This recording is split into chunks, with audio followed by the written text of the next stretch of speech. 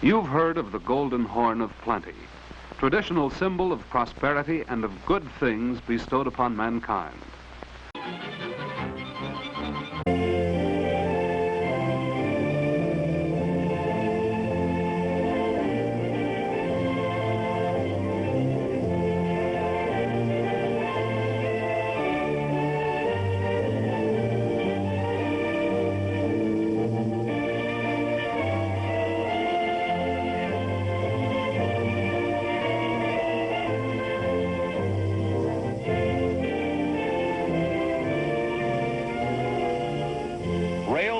Progress. Progress that reaches from coast to coast, keeping pace with the growing needs of a great nation.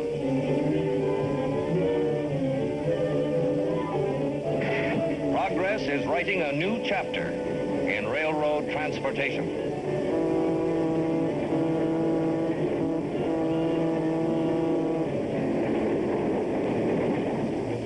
New comforts, conveniences, dependability, safety. Every year, millions of Americans travel billions of miles on the railroads, enjoying this relaxed and tension-free way to journey, enjoying the safety and certainty which the railroads bring to everyone's travel planning, regardless of winds, the weather, or visibility. There are extra comforts, too. Air-conditioned coaches, master bedrooms, each with a private bath, meals prepared by expert chefs, electro-pneumatic doors which open at a touch, public telephones. From certain trains, you can telephone your home or your office as readily as from the corner drugstore. And still more improvements and greater comforts are on the way. So take a look into the past to remind ourselves of railroad travel in times gone by. In the year 1850, this was coach travel deluxe. This locomotive, made in England, was aptly named the John Bull. Powerful for its day, it consumed a lot of wood, had a big appetite. The train crew and the passengers often had to stop along the way to restock the woodpile. To put the brakes on, the engineer only had to holler his head off to the brakeman in his shelter on top of the tender. Yes, this is how the iron horse got its start. Today, the modern iron horse numbers in the thousands. From one part of the country to another, freight and passenger trains are hauled by powerful locomotives. This one, a twin-unit diesel, delivers 3,700 horsepower. Every locomotive, whether diesel, steam, or electric, comes in for a checkup after every trip. Let's go along. We'll find progress here, too. The workmen and technicians take over. Some inspect and service the undercarriage and trucks. Others attend the big diesel engines. The diesel engines turn the generators, which make the power for the electric motors which drive the locomotive. And to service this equipment requires expert knowledge of engine maintenance and of new devices, like this relay for the cab signals, and this governor of the speed control. Inside the cab of a diesel, we can see a few of the many modern devices which aid the locomotive engineer. These are the cab signals. They reproduce the wayside signals. In fair weather or foul, in sleet or fog, our engineer knows at all times the conditions ahead. This duplication of the wayside signals on the cab signals is accomplished by electric impulses flowing through the rails. Right now, the signal in the cab reads clear. But let's assume the next wayside signal shows a less favorable indication requiring a reduction in speed. The instant our locomotive passes this next signal, its indication is picked up by the cab signals. It is less favorable, and so a warning whistle sounds. And caution by ear, as well as engineer reduces speed.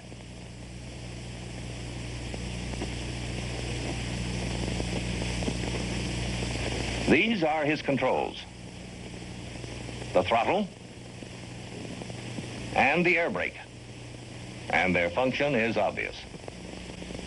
What is not readily apparent is that these locomotives are equipped with speed control, which automatically slows down the locomotive and stops it if the engineer should fail to obey the signals. Just imagine if you had such a device in your automobile. You would never get a ticket for speeding. Here's how it works. Let's suppose our engineer is proceeding under a signal like this one, which indicates a clear track ahead.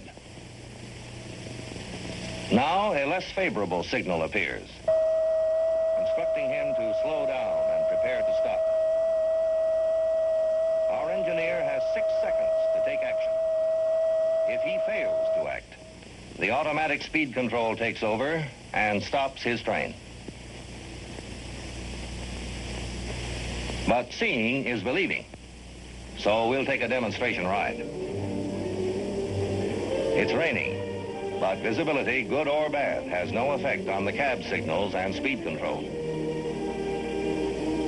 The cab signal indicates we may proceed at 30 miles per hour, no more, and be prepared to stop at the next signal. Our engineer knows we are going to demonstrate the automatic speed control. Like all engineers, he knows every foot of the railroad in his territory, knows exactly the location of every switch and signal. Here goes the signal change to restricting, which in railroad language means slow down and be prepared to stop. Our engineer acknowledges the warning whistle, but otherwise he purposely takes no action.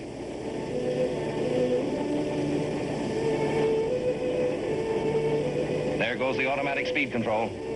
Down, down goes our speed to a stop.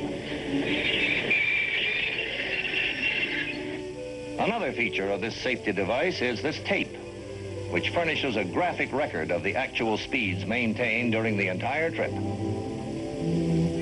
This point on the tape shows the stop we just made when we demonstrated the automatic speed control. Now we are underway again. And others along the line, too, are reporting and recording our progress. Listen. Mifflin Signal Tower calling engine 5863 West. Over. Engine 5863 West, answering Mifflin Signal Tower. Over. You seem to have made an unscheduled stop. Over. Yes, I've been demonstrating the automatic speed control. We have some moving picture fellows with us. We'll be passing your tower in about 2 minutes. Over. The radio telephone has added to railroad safety and efficiency. Installed in passenger train locomotives as well as in freight locomotives, it furnishes a constant link of communication between engine and signal towers along the route, from one train to another, and between locomotive engineer and crew members riding the caboose. Another safety device, the dragging equipment detector. This device is tied in with the signaling system. If it were broken by anything dragging over it, its breaking will cause a stop signal to be displayed ahead of the train.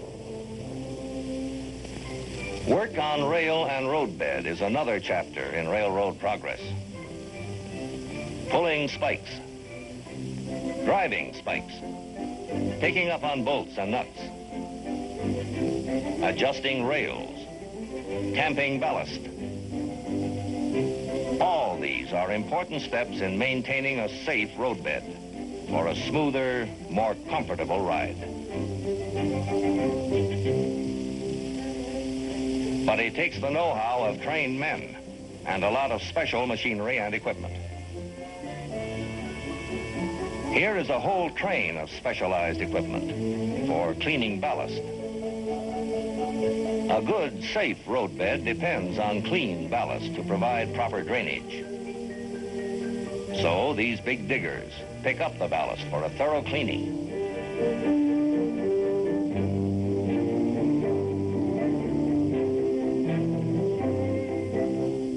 The clean ballast is returned to the track by the machine. This kind of attention to roadbed maintenance is a year-round job for many similar crews, constantly at work on the thousands of miles of trackage in the system. And these thousands of miles get a regular checkup, too. This rail detector car X-rays the rails. An electric current can ferret out a possible defect in the rail long before it is visible to the human eye or troublesome to safe operation. Whenever this machine reports something suspicious, the rail is carefully marked so that the maintenance crew following along can replace it with a new one. Still another forward stride is this man-made valley. This huge cut and others like it were sliced out of the mountains near Steubenville, Ohio. It is one of many road improvements being carried out to keep ahead of the ever-expanding needs of industry and commerce. This new route eliminates 4 tunnels, like this one, moving today's bigger cars and bigger loads without time lost in transit. An important service and economy provided by a system that handles more than 2,000 freight trains every 24 hours. More and more freight trains are hauled by powerful multiple-unit diesel locomotives. Their greater flexibility of operation has made an important contribution to railroad progress, so that today, no other means of transportation can equal, over long hauls, the economies and speed of freight.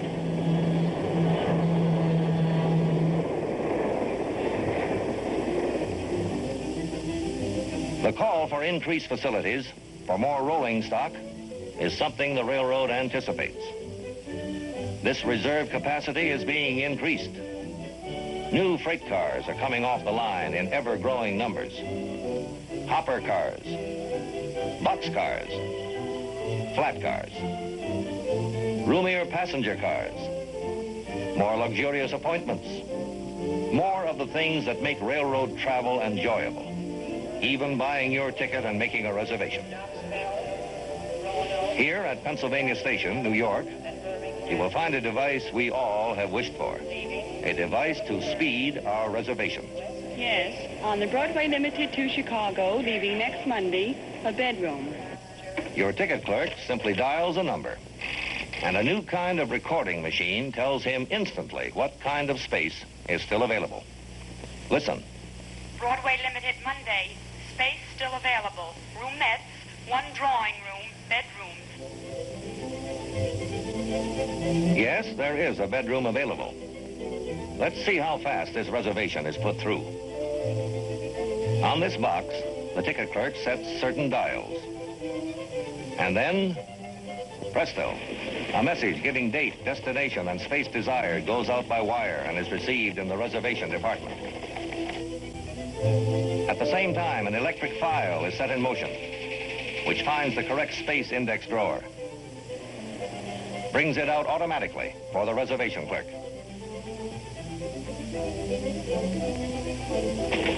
The transaction is then confirmed by telewriter.